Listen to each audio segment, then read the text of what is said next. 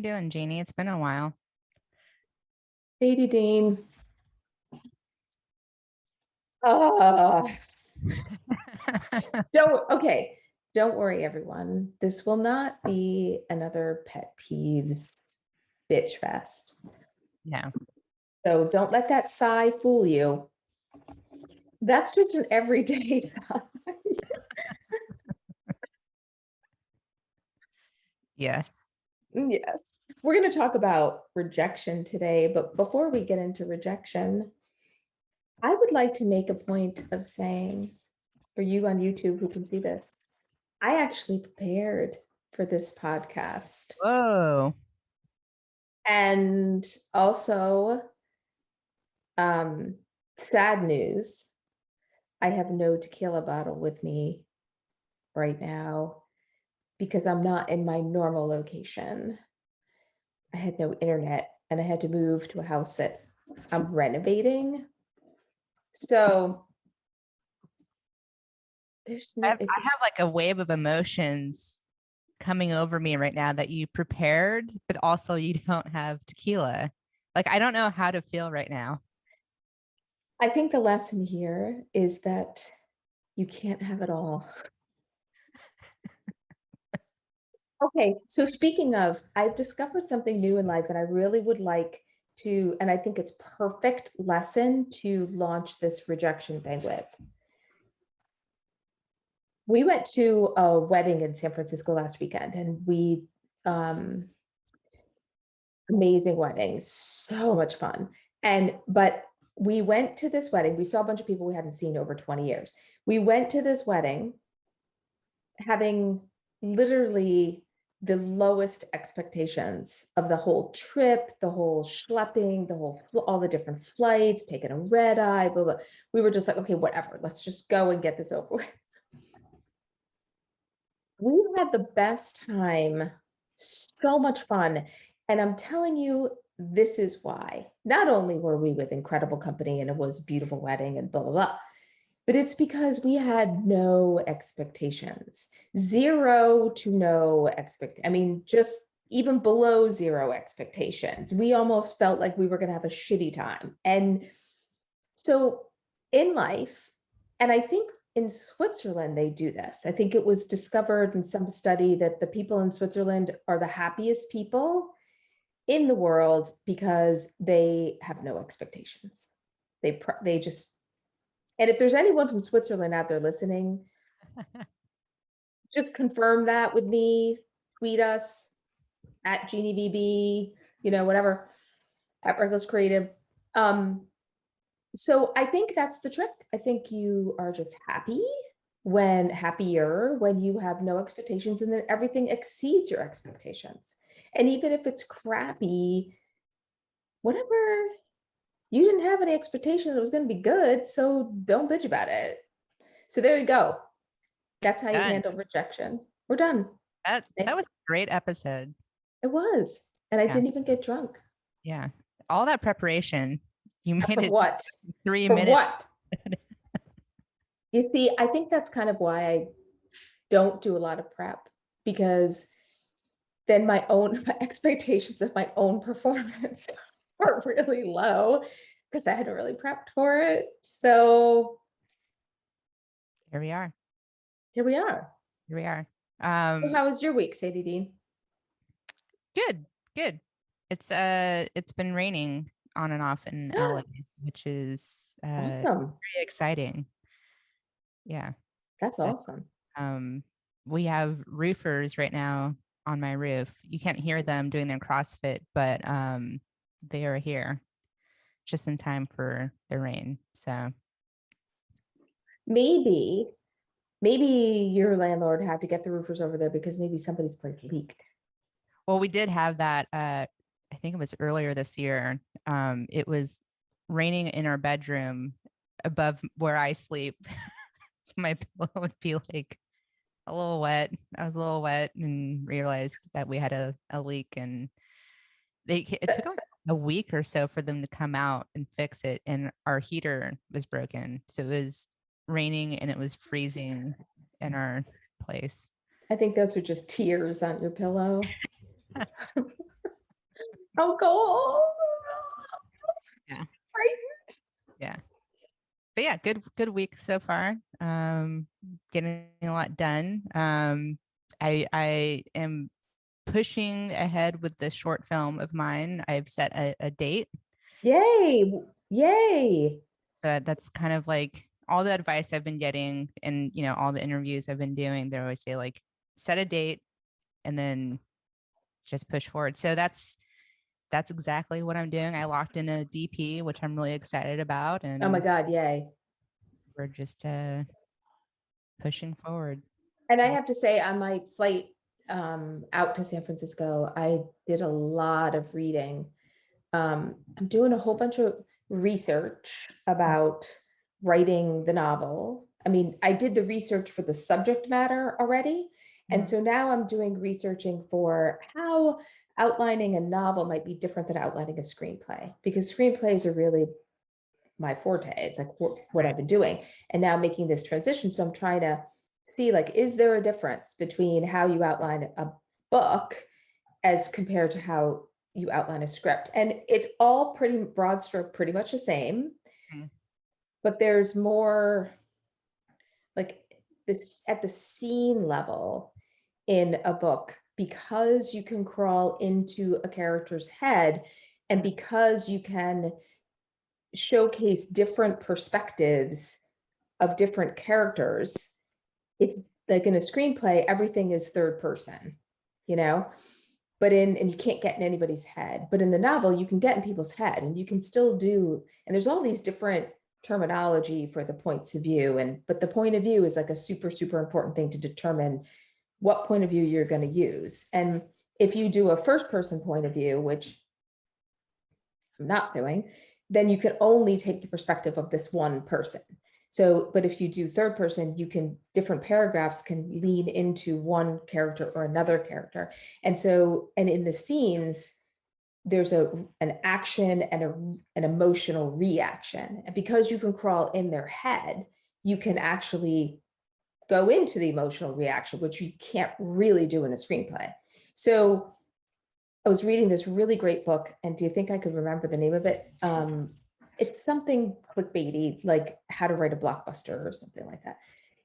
And not that I have no expectations of my book being a blockbuster, but this book was given to me many, many years ago, or recommended to me many, many years ago by J.T. Ellison, who was a New York Times bestselling author. She's amazing, thriller writer. And on Twitter, she's at Thriller Chick. And she said to me, this book changed everything for her. Like, she got this book early in her career. Her agent said, read this. And it's a very good book, simple. And here's something else before we get into rejection that I'm finding really interesting, is that I have been at this writing game, understanding structure and studying craft and blah, blah, blah for a long time.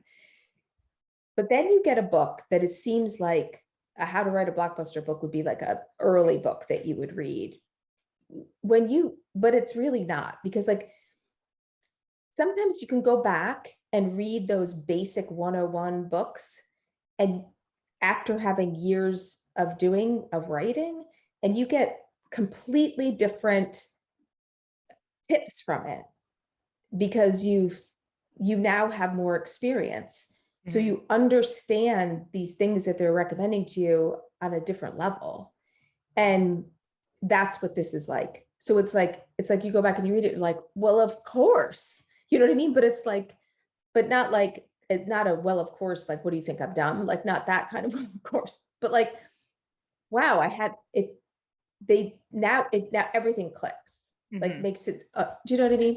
It's like one of those experiences, which is really cool. And I would say for all the screenwriters who are transitioning to do both screenwriting and novel writing, or just saying, screw screenwriting, I'm going to go do novel writing, I would recommend the book, and I would recommend really studying novel structure before you don't just assume you can take your screenplay, stick it in a Word document and beef it up.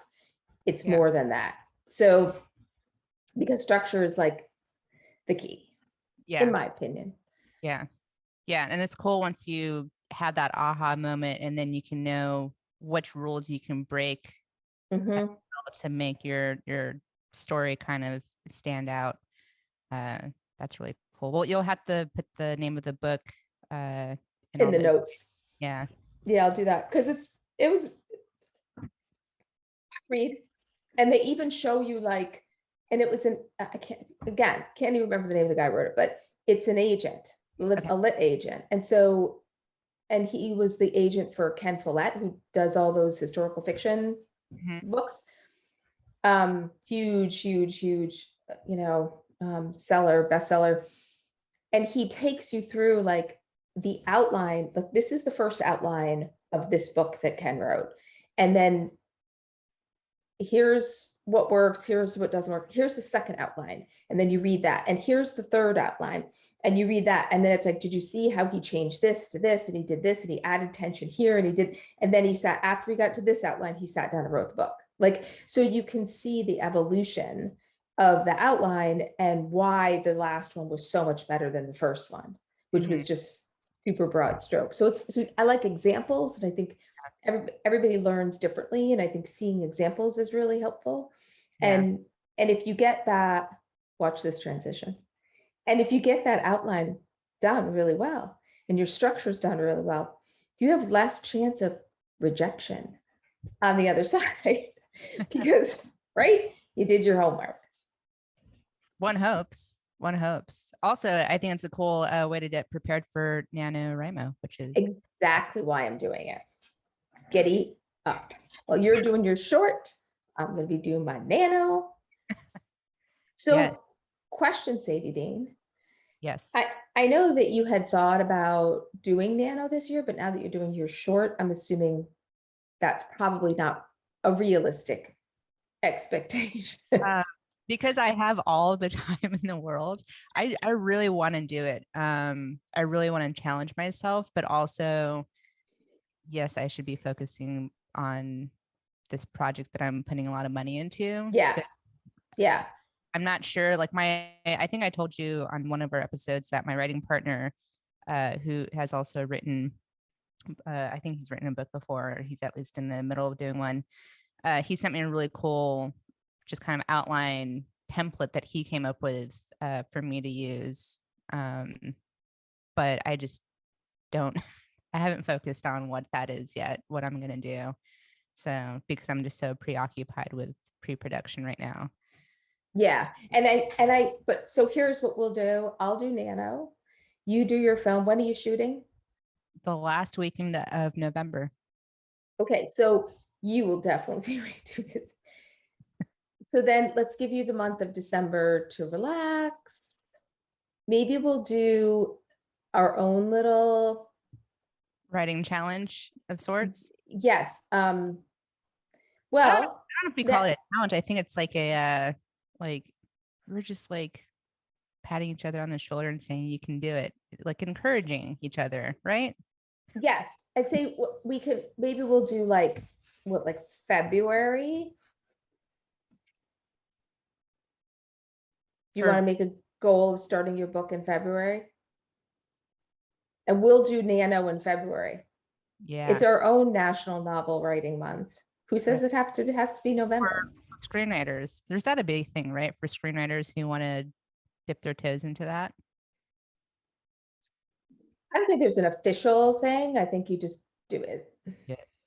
Just do it. Here we are. We're doing it. We're doing it. Figure out a cool name for it. And I think that's like, okay, so for nano, you're supposed to write every single day. The goal is 50,000 words. That's a lot of expectation. That's a lot of expectation. I might have to curb that enthusiasm a little. Nice, Larry David. Pretty much. Yeah. Yeah, that's a lot. So I'm just going to declare here, even though I know we're going to do another podcast before nano starts, but I am of the mindset of not focusing on the 50,000 words, just focusing on starting forward motion. I don't care the word count. I just want to feel like I'm in it and in a groove so that when November's over, I keep going. Yeah. That's for me, my goal. Yeah. Yeah. I think, like the whole 15-minute sprint that I know you're still doing, and I kind of Yeah. went off of it, but like that kind of helped, where it was like you sit down for 15 minutes and maybe you only had 15 minutes, but that was okay. And sometimes the 15 minutes turned into 2 hours, and yeah, set the expectations very low. Yeah. So like 15 minutes, I'm fine. Like with the month of Nano, if I'm doing 15 minutes, I know it will lead to more, Yeah. I got a couple things want to get going in November, but we're going to be doing, stay tuned, everyone, because Pipeline Artists is going to be launching something really fun this month. And so stay tuned for that. I'm going to tease you, but so we're working hard on that, but we're shaking it up. Shake it up. Shake it up. Pipeline, Speaking cool things. Speaking of shake it up, Yes. I've got to tell you, I have a very big high school reunion this weekend. I will not be saying the number of years because it's embarrassing. I mean, I went running today with my daughter, and I'm confident I took at least 15 years off my life. Off my age, but probably off my life. oh, you're being too hard on yourself. Well, and the reason I bring it up, because when I said shake it up, I was a cheerleader in high school. And so at the football games, I'd be down there cheering. And there was this guy, Andy was his first name. His last name shall remain anonymous. He used to hold up a sign in the bleachers saying, "Shake it, Jeannie." And he put my phone number on the sign. Whoa. Literally, I mean, come on, this is a really tiny town. Everybody knew my number. Yeah. Everyone knew everybody's number. Like, it was no big deal. This wasn't breaking news. But yeah, so I wonder if Andy's going to be there. I'm going to have to report back. Yeah. And let's see if he brings that sign. If he does, I want him to sign it, and I'm going to frame it and put it behind my desk. Like, I'll have to like black out. This is not my current phone number, so whatever. Matter. Doesn't Still matter. it's still my mother's phone number. But we should all call her. Everybody. Yeah. She'd be like, shake it, Janie. Hold on, let me get her. So let's talk about rejection. 'Tis the season, I feel like, with a lot of contests announcing finalists, semifinalists, runner-ups, second runner-ups, third, fourth in line, whatever they have. Whatever. It's very interesting to see. It is, and it's really interesting to see people's reactions on Twitter. Like, some people get like super defensive and they go into like attack mode. They don't know what that contest doesn't know what they're talking about. That, they don't recognize how great I am. So, and it's like, whoa, whoa, slow down, Nelly. Yeah. And the thing that I think people make a really big mistake. I understand when people get frustrated. Like, hey, I've been bitch slapped many times, but when you go on social media and you start venting about that kind of stuff, managers are on social media. Yeah. And they could see it and say, what if this were my client and I just took him to a meeting at HBO and they didn't hire him? And then is he going to go on Twitter and start bitching about HBO, he or she? And it's like, that would make, if I were a manager, I would totally. It's a red flag. Yeah. But this person's not a professional. Yeah. It's one thing to bitch about it, but I don't know, there's like a time and place, especially if you want to be taken professional, Yeah. be a professional and taken seriously. Yeah, it's weird. I mean, my writing partner and I were actually having this conversation this week, which is like certain projects that we've been putting out there and then seeing very similar projects that are like premiering this week. And we're like, wow, that really hits close to home. What do we do? And so now we're kind of in the mindset of like, well, we're kind of at the stage in our lives and careers that maybe we should just do it ourselves. Like, what can we do to like stand out outside of contests or these generals or whatever that we've taken before and just, swing for the fences. Yeah.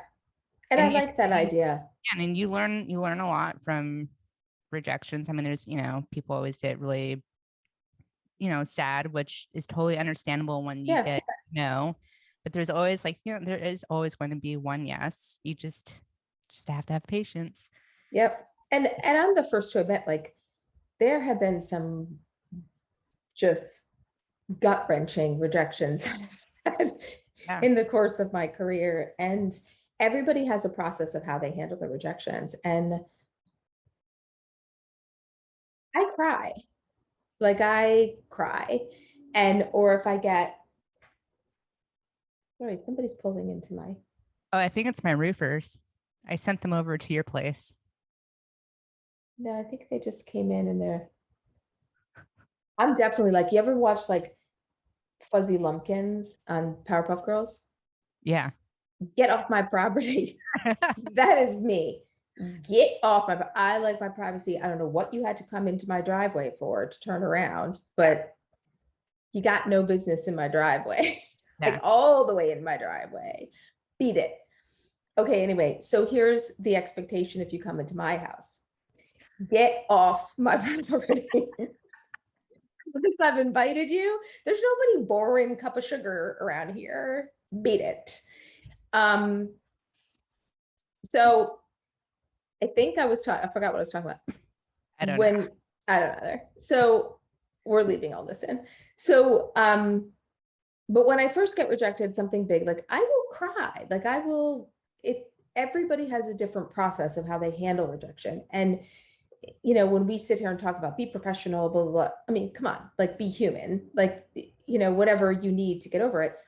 But then like, I kind of wallow for a minute, day, and then I'm like, okay, done wallowing.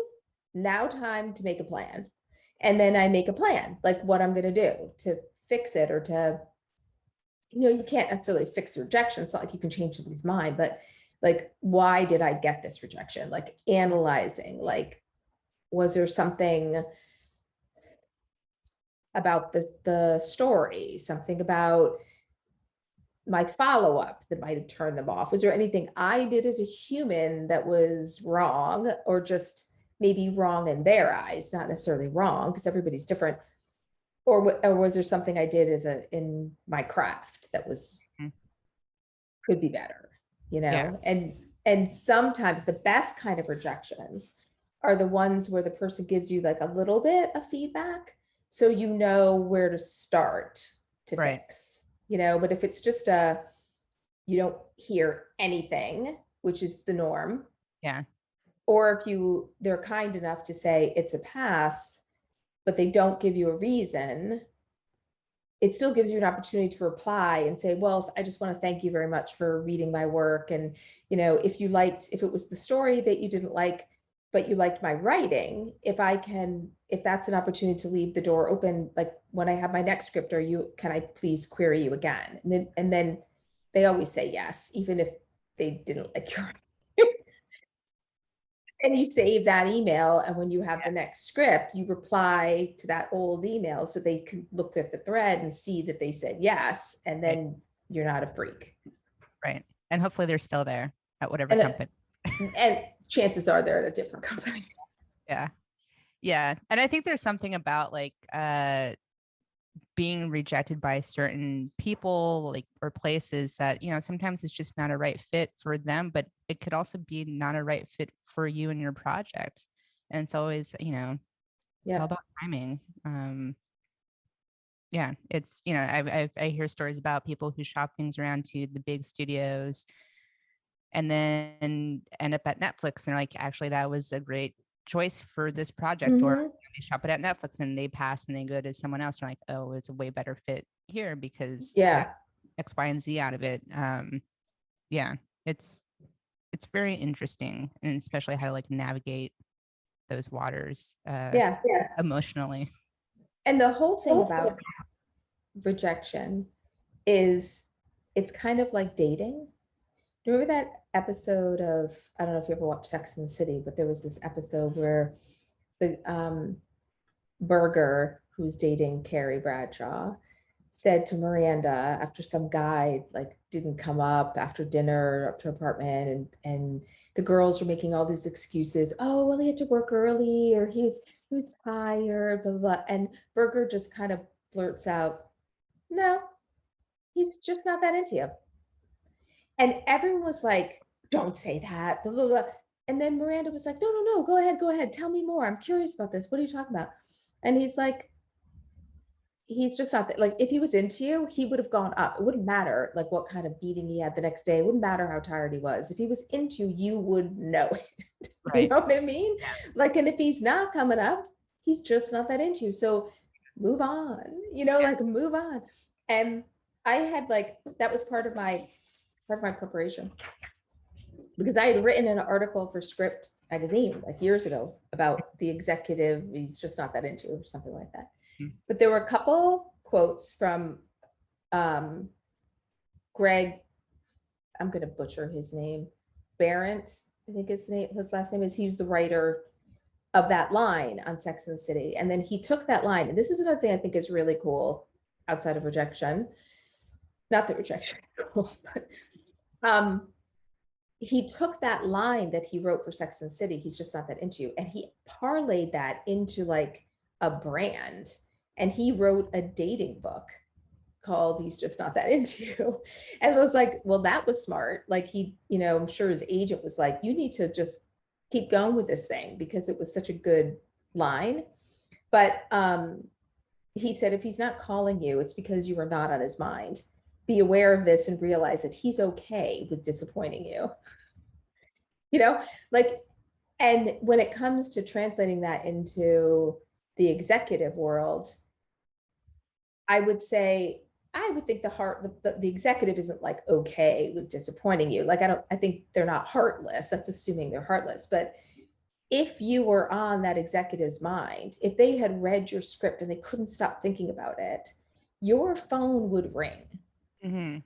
It would ring. And I remember people saying that to me, and my phone wouldn't be ringing, and I'd be thinking, oh, well, he's just busy, you know? And then one day I sent a treatment to a big producer, and it was just a few hours and my phone rang. So it really does happen. Like, if they are really interested, your phone will ring, you Mm-hmm. know? And so, and it's okay if he's just not that into you, because like if you bring this back to like the dating world, you gotta kiss a lot of frogs before you find the prince, and you don't want to be with the one who's just really not that into you. You want to be with the executive who's so passionate and excited about your work, so that if they say no, like, then you're free and available Right. for the executive that you're supposed to be with. Exactly. When that executive comes around and she says to you, hey, I want to represent you, you're like, I'm available, I'm not repped, this is great, Yeah. and I think if we reframe things and reframe our expectations, that will be a good idea. Set them low. Set those expectations low. Yeah. I don't know if you hear all the stomping around. I cannot. Okay, good. Yeah. It's pretty aggressive.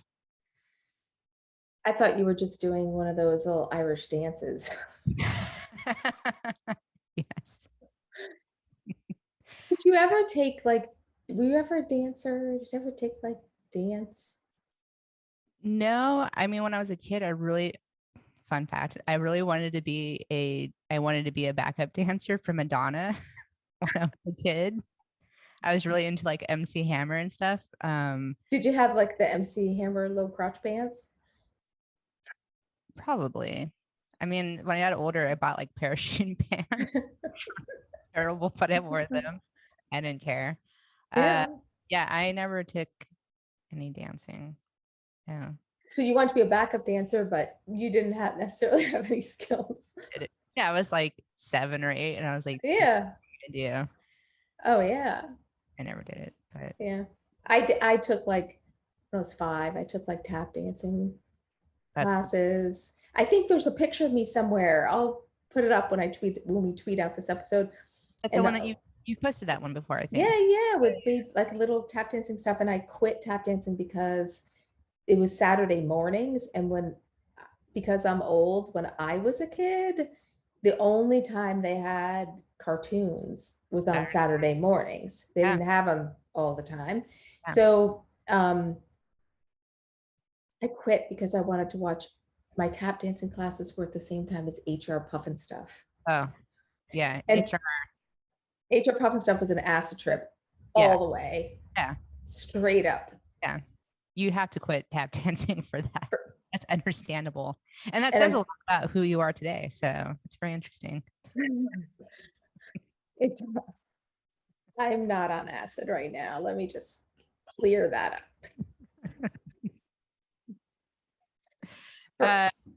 So I have some quotes about rejection that may inspire us to keep going on this. Okay. And then also I have Fran and Larry quotes in here as well, mixed up. But oh, so you're trying to throw me off again? Always. Yeah. This is why I drop acid before our show. So that's not tequila in that little. No, I got nothing. I have a water bottle. All right. So this one is actually from a musician from the punk rock scene. And he's now a radio DJ on, I believe, KCRW,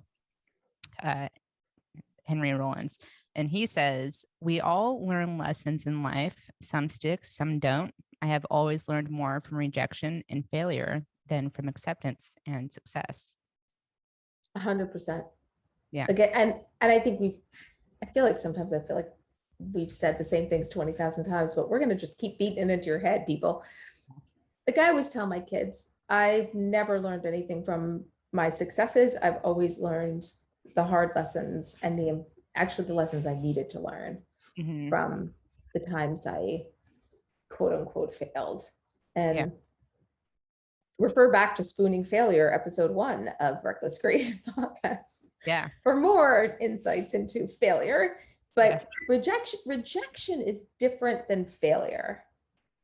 You know, it's like you succeeded at a certain point, completing the project, finishing it, putting it out in front of people. Not everyone is going to like it. Yeah. It doesn't mean you failed because somebody didn't like it. It just means it didn't emotionally connect to them.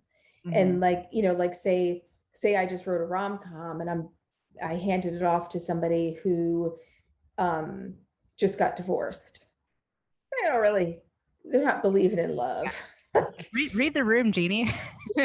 Exactly. Like you could see the tan line from where the wedding band used to be. Terrible. Well, there was one time I had written a book, was going to write a book, and I was pitching it at Writer's Digest Pitch Slam many years ago, and it was about this, you know, group of women, and one of them was dying of ALS, and the woman said to me, "This is a really compelling story."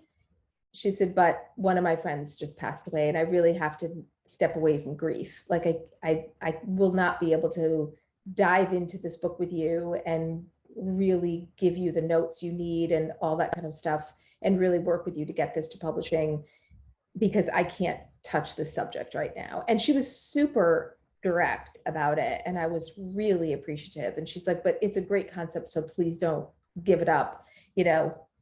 Yeah.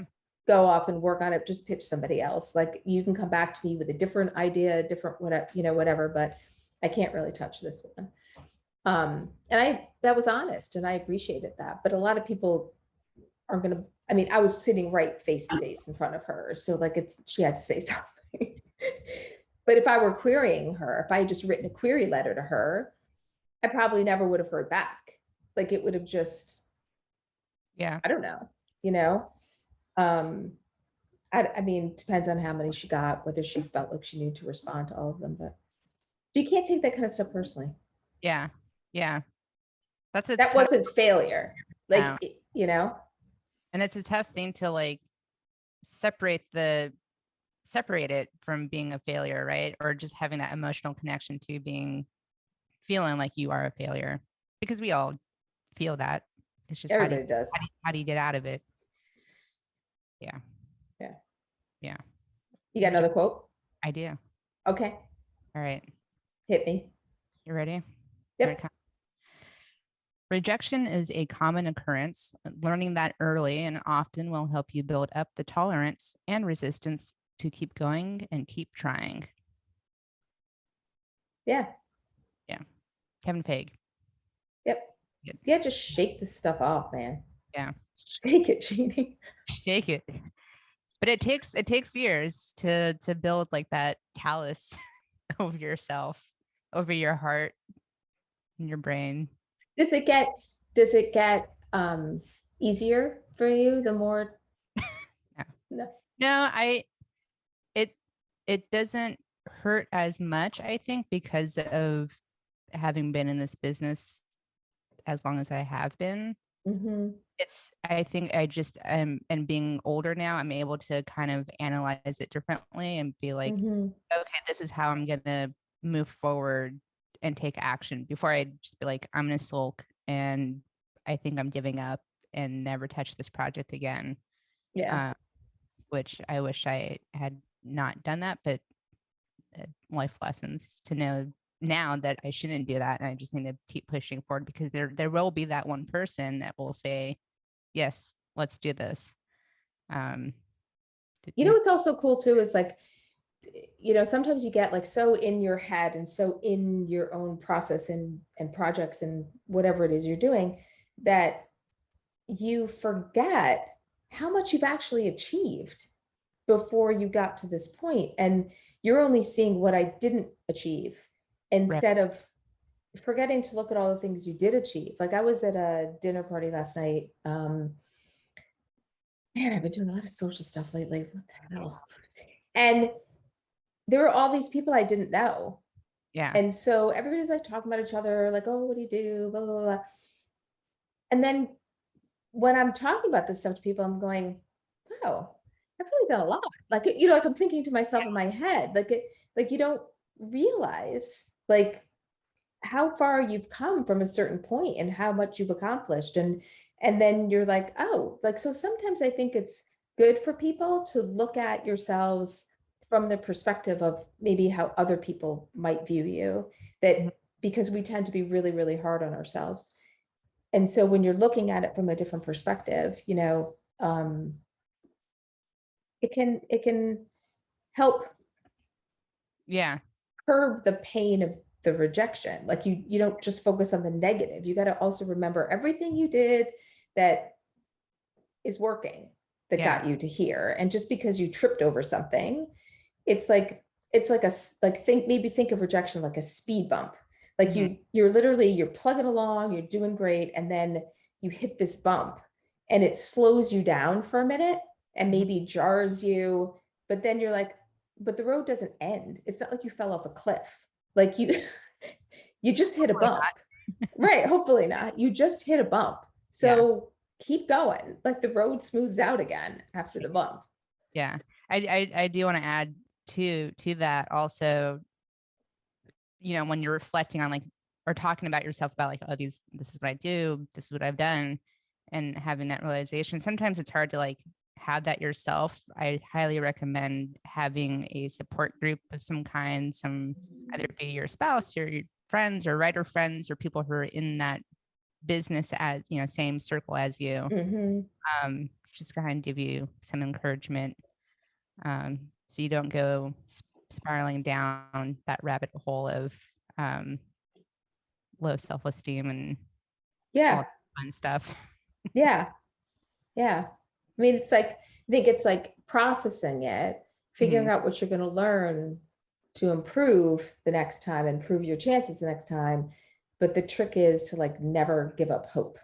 Yeah. Because if you give up hope, then you're like, I'm not even going to apply to that next contest. I'm not Right. even going to try to get that fellowship. I'm not even going to, and fellowships are really great way to get ahead Yeah. in this writing game, Mm-hmm.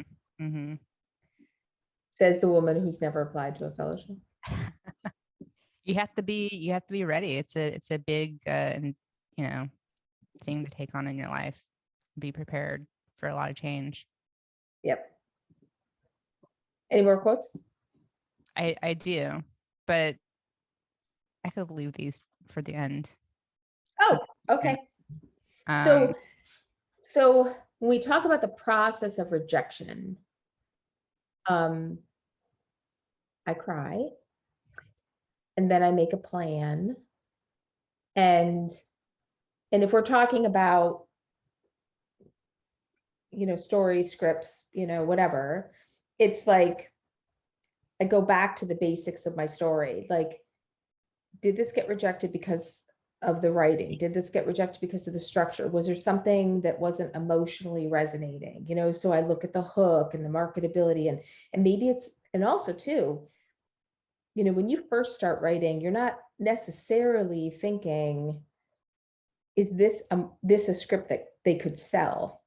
Like, what do and I think that's one of the things I like about contests, is because a lot of times contests don't focus on that. They focus on the writing. Like, is the writing really good? They're not necessarily focused on, is this a marketable screenplay? Like, can a manager sell this? But mhm.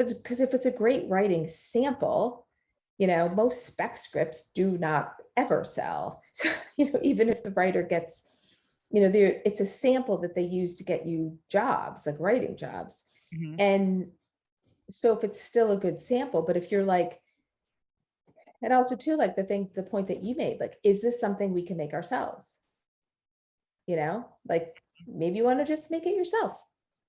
And did you query the right company? Because a lot of times people are not doing their homework, and Yep. they might be querying, something to a company that, like, some rom-com to a company that makes horror films. Like, you got to really do your homework and see, like, and also there's certain managers, like if you're querying a certain manager just for representation, look and see, like, who are their clients? Like, is there some common thread of their clients? Is there, you know, maybe they don't like horror and they don't really have any horror writers, or, like, do your research and also watch them online. A lot of managers are on Twitter, and you can see how they interact with other people, if they're respectful, if they're really open with advice. If they're really open with advice, go read their Twitter threads. Like, learn about who they are Yeah. before you reach out to query them.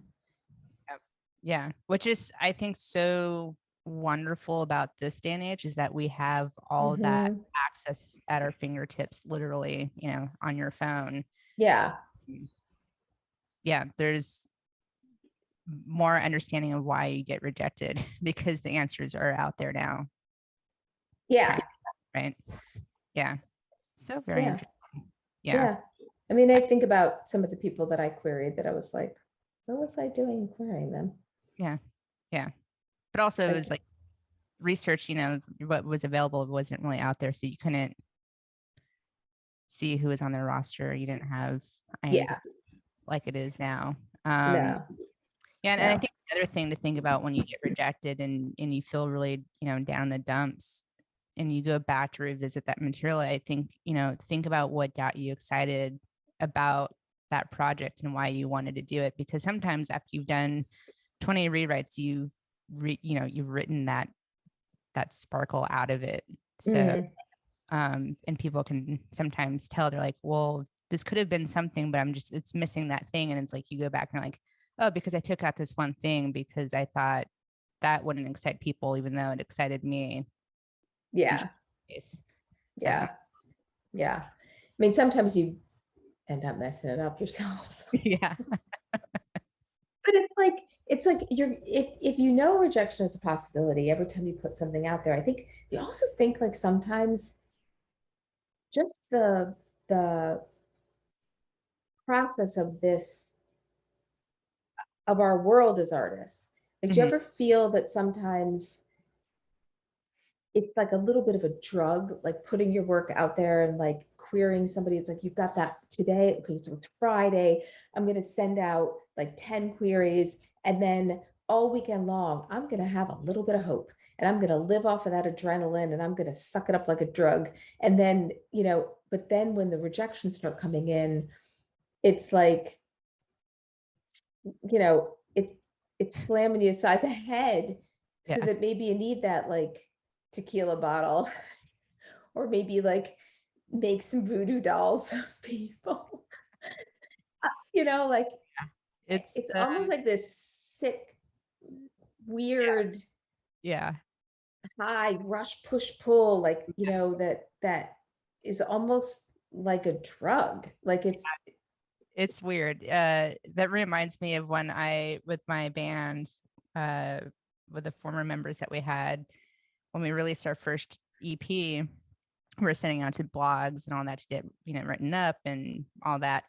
And just all these rejections that we were receiving, they like at first were like, how dare they? They don't understand us as artists. And then it was kind of comical where it's like, this is not rock and roll enough. And it's like, okay, or like, I wish that the chorus, there was one more chorus. It's not for us. And it's like, okay, like we didn't ask you for that critique. We're just saying, like, can you just write yeah, about the album or whatever? It was yeah. like nitpicky they were getting because they had to respond. Mm-hmm.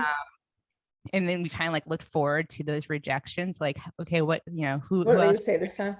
what are they gonna say this time? And it just got so funny. And then when you get the like, the clap on the back of like, good job, it was kind of like, yeah. But like, show us what did you not like? Because that's fun.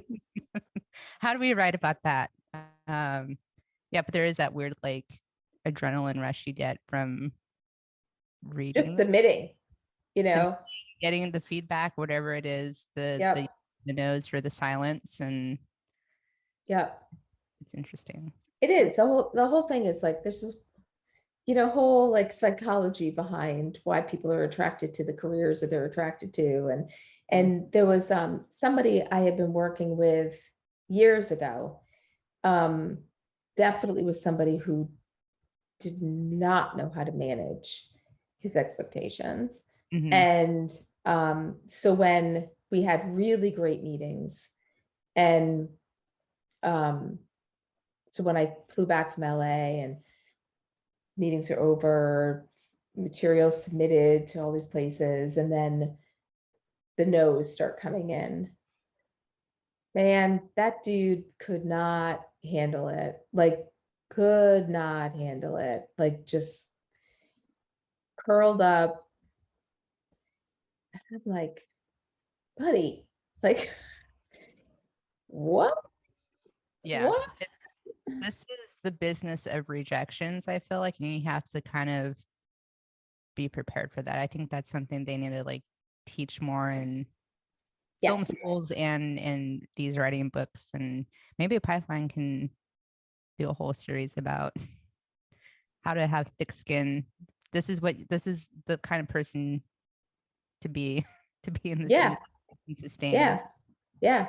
And people say it all the time, like you need thick skin or whatever. But at the same time, also the beautiful thing about writers and artists is their ability to be so vulnerable. Like Mhm. it's like that balance of you've got to have a thick skin for the professional side, but for the creative side, you have to be vulnerable and raw and be willing to go there and bleed on the page and pour your heart out.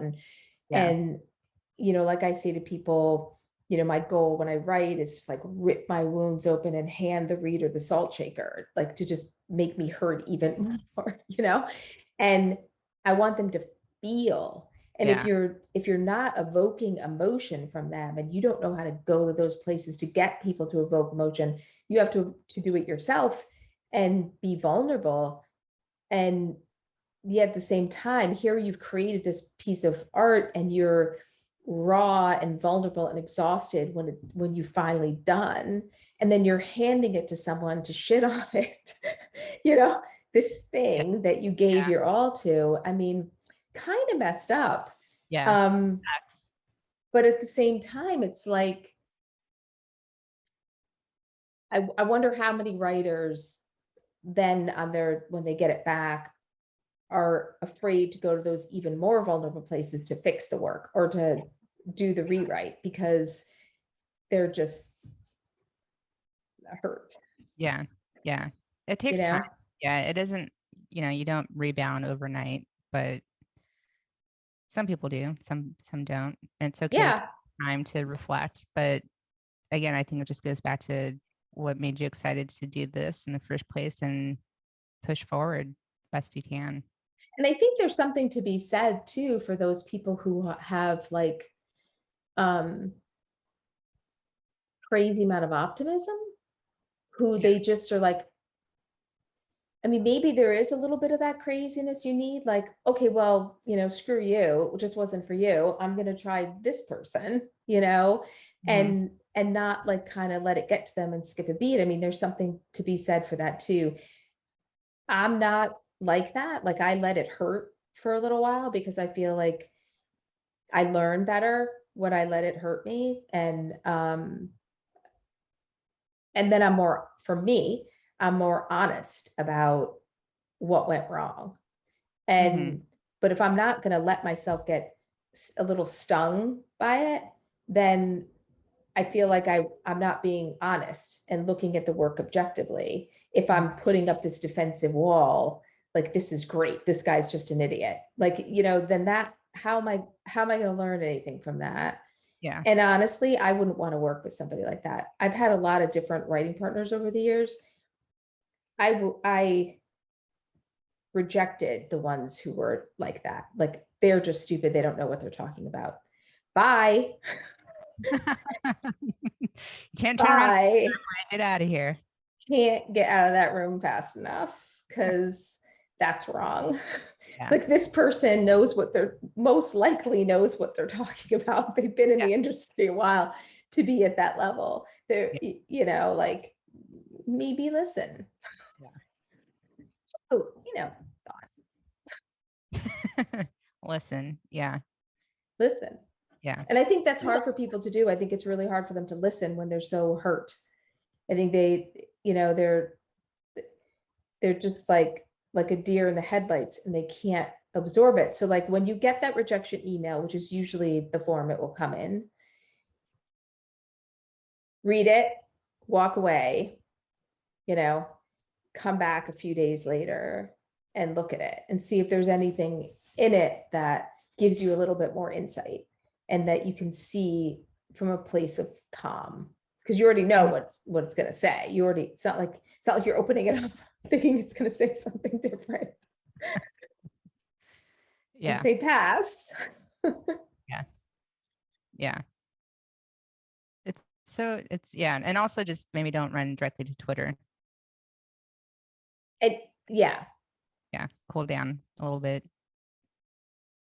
Give it some Yes, time. definitely do not. Yeah. Do not. Like, there should be how about this? Because there's not a direct feature. I like, Sadie Dean and I like to give practical advice. Write the tweet, schedule it for 24 hours later, Yeah. then go back and look at it Yeah. and say, I think I'm going to delete this. Yeah. Do you know what I Yeah. mean? Like, if you really feel you got to write that tweet, write it, but schedule it. And Mhm. don't, you know what I mean? Don't just send it, and give yourself some time. And same thing about responding to the email. Do not just immediately respond to it. Yeah. Yeah. If you're waiting weeks, chances are you're waiting weeks for this person to read it. So you don't have to respond in 10 minutes. Like, Yeah. stop, Yeah. stop, drop, and roll. Yeah. I think it would be kind of weird to get an email that quickly after like giving someone notes or something. Like, whoa, think about this first. Unless if it was good news, but still. Oh, if it was good news, then knock yourself out. Yeah. Go crazy. Maybe we have to do an episode about how to handle good news. Find a support group. Find a support group, cry. But yeah, crying happy tears. That's good too. Happy tears are stinking awesome, man. They Yeah. are awesome. Well, I feel like this could easily parlay into feedback because of feedback. Written feedback can be also seen as rejection, but I feel like we still have to do our one sole episode about feedback at some point. We to get- do. We keep coming up with other ideas, and I don't. It's like we'll get to the feedback one. Get there. You know, one Yeah. of the things I want to say again, more practical tips. Rejection. Okay, so say you sent your script out to 10 people or whatever. Do a little spreadsheet of who you sent it to, the date you sent it to them, the date you heard back from them, and then their comments, because you can see then if there's some commonality Mhm. in what people are saying. And sometimes you need to like write it down and look at it all together and just see, because if it's stuff like Sony just bought a film very similar to this for, I mean, there was one time I was pitching HBO and we pitched this idea. We were so excited because there was a paper, an article that just came out in the newspaper that day about this topic. And Oh, we're wow. like, oh my God, this is perfect timing. And then we got there and they're like, ABC just bought a TV show with this same idea. And we're like, damn. Yeah. I mean, and you can't control that. You can't help that. So that's not rejection. That says, actually, you had a really good idea. Yeah. Like, you had a great idea, a great idea that ABC just bought, Yeah. So keep those ideas coming, like find another idea. So Yeah. it's like, there's ways to look at rejection from a different vantage point that's not crazy. It doesn't make you crazy because Yeah. it's not like you're in denial. You're Yeah. just trying to see the big picture. Like, I think get out, step back and away from the granular rejection and think bigger, Yeah. Yeah. Yeah. That definitely touches on the conversation I had with my writing partner about the similar ideas. There are shows that are coming out Mhm. right now. We're like, we have that here. We've sent that out. That's okay. That's too close to home. And so we're trying to spin it, but it's like, there, not every idea is the same, but it kind of feels like, Mhm. yeah, they are, but they're not because it's not your point of view or your voice. But yeah, just how do you spin it to make it positive and also just give yourself some momentum and doing something else. We even joked like if this was like the 40s, 30s or 40s, we'd be really great hired writers, like studio writers, because we just have all these ideas that are apparently good ideas that get bought. Just all about timing. So Yeah. And I think the other thing too, like when you get rejected, you want to be angry. And I mean, some people get depressed and some people get angry. And it's okay to be both of those things. Yeah. One or either or both. Yeah. But always remember to say thank you. Yeah. Like, it's common courtesy is still really important. And someone did, even if they rejected it, they took the time to read your work, Yeah. and I saw something, people bitching about contests, accusing companies of not really reading the whole script and not really giving it time. And, I mean, calm down. Yeah. Yeah. Calm down. Most of the people who are reading for contests are also writers, so they want to give you the same respect they would want somebody to give their work. I mean, Yeah. that's not how it happens. They don't just look at the first page and say, this isn't formatted correctly and throw it off to the side. You know, I mean, format you can learn. Voice is harder to learn, you know, and I think, Takes time but to develop that. Yeah. yeah, but at the same time, you know, don't do anything that's going to throw somebody off immediately, like really bad formatting. It doesn't take long to learn how to format. You just buy Final Draft and it does it for you. Or Celtics, which is free. Like if you don't want to invest in Final Draft yet, but still, like that's a low hanging fruit thing that you have control over. So try to do that right. Like I think, you know, ways to try to avoid rejection. Try to get, I mean, that's a simple thing to get right. Yeah. Get There's, that right. yeah, I was, think it's kind of silly, especially again, like this day and age, it's like we have all the answers at our fingertips. And it's like you could go to resources like Script Mag or Script Pipeline, and you have people, professionals saying, this is how you properly formatting, this is what a slug line is, you know, all that. And you just go, cool, got it. If you don't want to take classes, that's fine. If you don't want to go to film school, that's fine. Yeah. Just at least with the basics. So that doesn't Yeah. seem like that they're tossing you out for. So yeah. And we've got we have a lot of great writers on Pipeline Artists, but there's one in particular I want to point everybody to, Spike Scarberry. yes.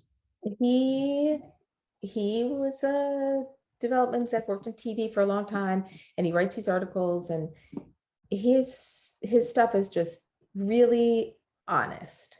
Like he doesn't try to blow smoke up your butt. Like he is just, look, kids, this is really the way it is, you know? And I think it's so helpful to get that kind of, because you're not serving anybody trying to sell hope, you know? And as a matter of fact, I think I can say this. I'm going to say it anyway. At Pipeline Artists, we're launching, you might have seen us talk about it on Twitter, a new online education platform called Symposium, where our whole attitude about it is to, just the same way our theme on Pipeline Artists is tell people what they need to hear, not what you think they want to hear. And that's really where we're carrying over into Symposium. And we're going to start with a handful of free panels where everybody will get to meet some of the staff behind the curtain at Pipeline. And but our first one, oh God, am I going to get this wrong? We just came up with a title for our first one. Hold on, hold please. Hold please. I'm going to just scroll back. Hard Truths. Ooh. And it's going to be awesome. There's going to be a handful of us, and I'll be moderating and keeping the conversation going. That we're calling them town halls. And we're going to really talk about, like, these are the hard truths that you may be in denial of, or you may never have heard people talk about them. And it's going to be really awesome. I feel like the like theming and graphic design around it should be like this like film noir-esque. Oh. Oh yeah, we'll have to get one of our artists to do something really spooky. That's awesome. But yeah, because like I always thought, like, you know, I remember when I wrote my first script and I typed fade out and I printed it out and it held the warm paper in my hand. And then I was like, now what? Right. But what am I supposed to do with this thing? You know, and all the things I didn't know.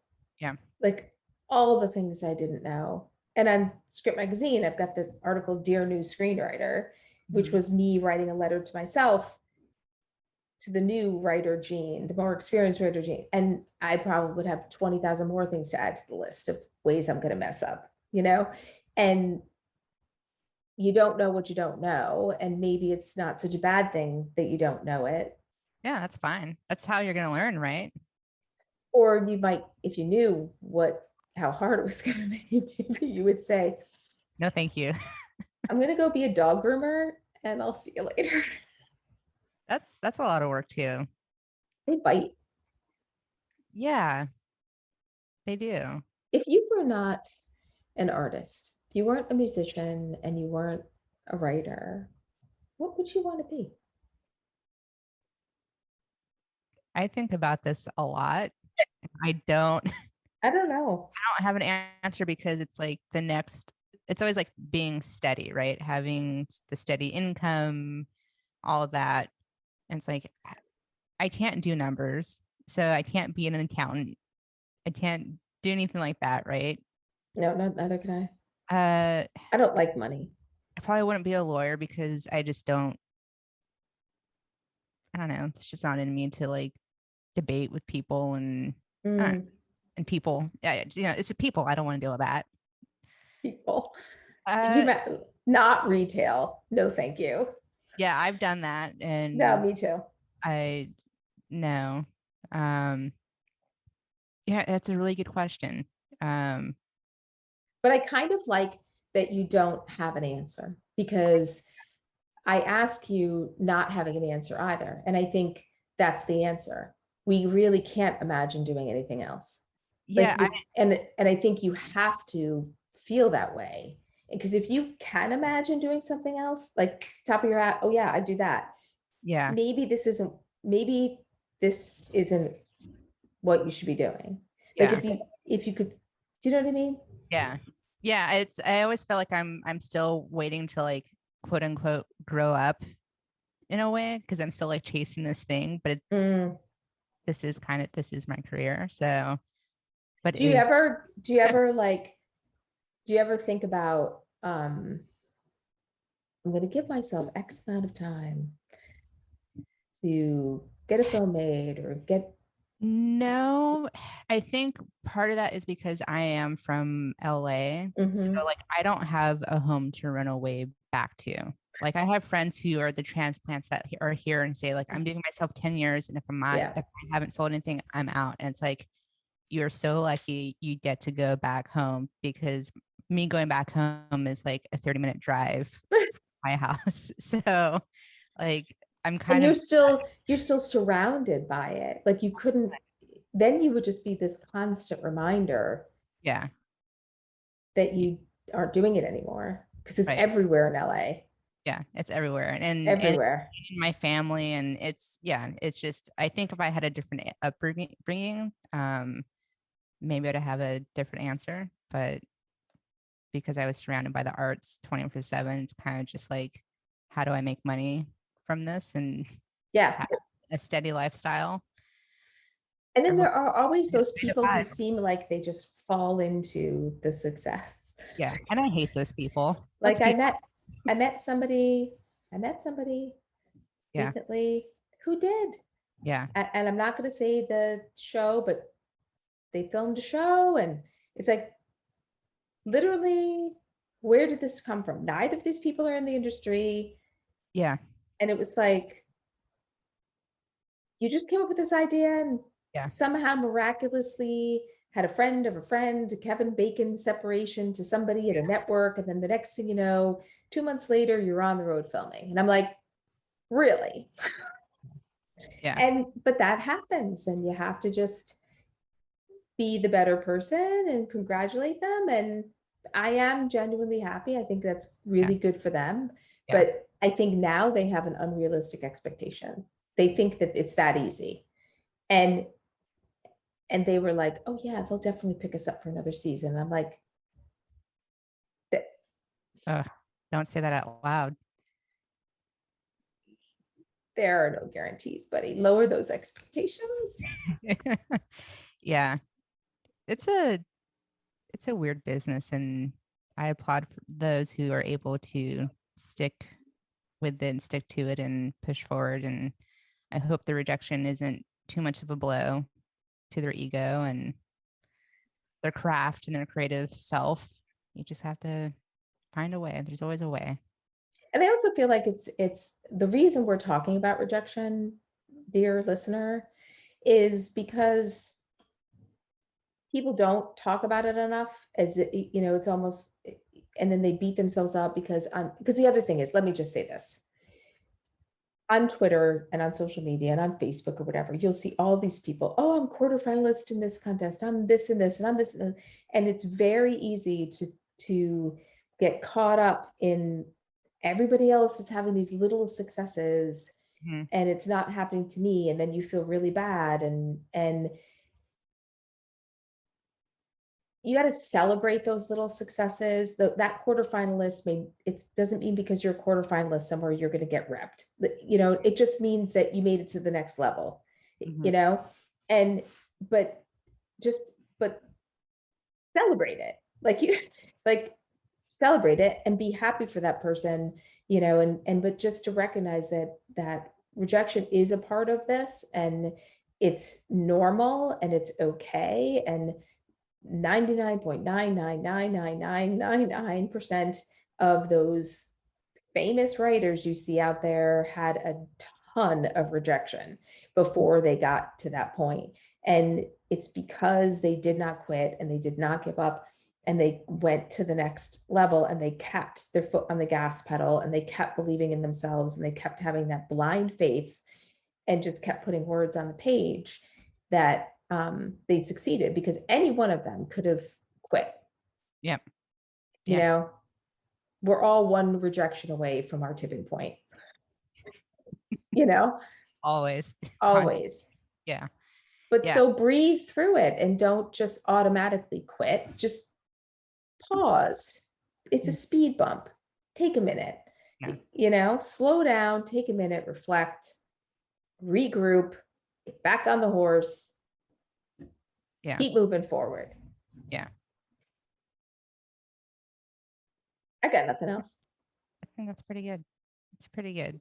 Yeah. Pretty good. It was pretty good. Okay, I have some quotes for you before we wrap Okay. up. I don't like to be out of my comfort zone, which is about a half an inch wide. Oh, am I supposed to be guessing now? Yeah. I think Fran has a wider comfort zone than a half an inch. So I'm thinking it's Larry. You're right. Oh, Man, you're really good at this. I'm getting too good at this. Yeah. In We real might life, have to throw in some Jerry Seinfeld quotes. well, yeah, but I don't know if they're as good as Probably Larry's. not. Yeah. Larry's so good. Oh Yeah. my God. Yeah. Is a new season starting soon? Coming out soon. Yeah. Good. I can't Yeah. wait. I agree. We should do like a mystery science theater reckless creative where you and I are watching a Curb Your Enthusiasm episode and pausing and commenting. Yeah. I could do that. Yeah, me too. I love that show. I'm in. It'd be even better if we could do it with Larry. Yeah. And he doesn't have time for us. Like, I'm already rejecting us on his behalf.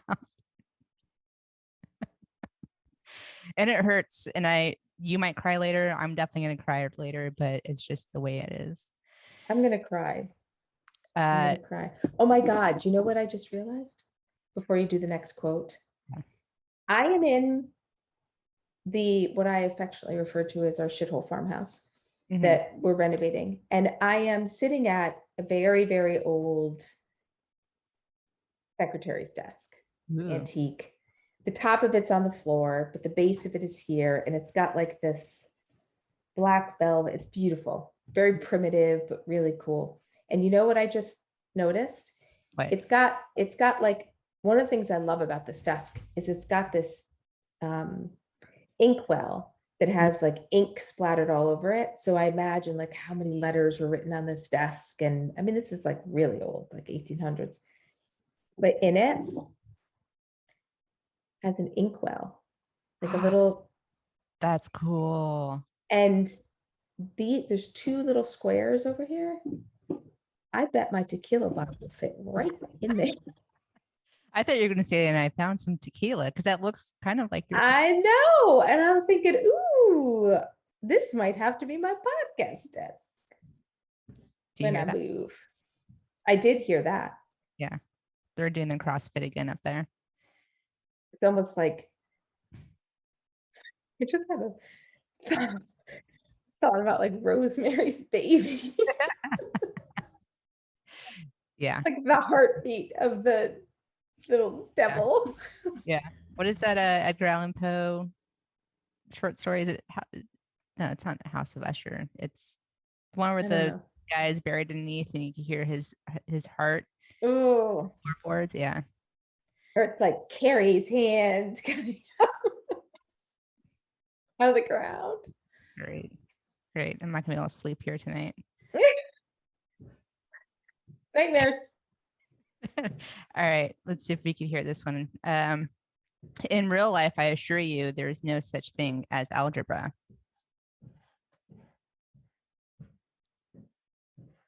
Well, I think the person on your roof is doing some algebra right now.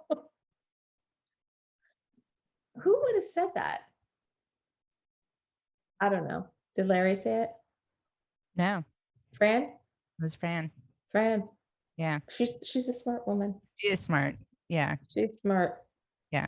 I need to be more like Fran. Yeah. I wonder, what would she have done if she didn't have the career she has now? She would be a roofer. Actually, Yes. if I didn't do this, I would love to learn how to do construction. Mm. When I got married, I registered at True Value for tools. I have all these kinds of tools. Oh. And I love making stuff. I love but again, I think of that as an artistic thing. You're creating, you're problem solving, There's structure. There is structure. But if you don't get the structure right, your freaking house falls down, man. So, but again, that is the importance of structure. Let's bring this bitch full circle. Yeah. That is the importance of it. If your story doesn't have good structure, your freaking house is going to fall down. Like, that's how much time you should spend as the architect of your story, plotting it out, figuring out how it's going to work. If I go down this hallway and I open the door, is it going to swing in or is it going to swing out? And is it going to swing to the left or the right? Because it's going to hit me in the face. And like, yeah, and if there's a show you should check out. I think it's on Amazon. It's called Grand Designs. And it's about these like couples or families, whatever, that are buying new properties or building new properties, like their dream house. Interesting to see what they do, because a lot of the people who are doing these designs have no background as an architect. They don't know what a blueprint is. They're designing these homes, and then they get like their like GM in there, and they're like, we can't do this, or like, okay, if that's how you want it, it's not gonna work the way you think it is. And it's like, the windows were put on backwards. It's like, how's that possible? Like, because that's what you had in your drawing. And it's a fun show. Yeah. Oh, that sounds like fun. I'd love to watch it, because I think the whole building thing just fascinates me. And I think you have to be a little bit of a perfectionist, a little, like, I don't know. Yeah. What kind of rejection do builders get? Now we're really going off topic. Yeah. That's really okay. Abort that question. Reckless Creatives is a Pipeline Artist original podcast. Like, subscribe, and follow us on social media at Pipeline Artists. And find more info at pipelineartists.com/listen. Until next time, stay reckless.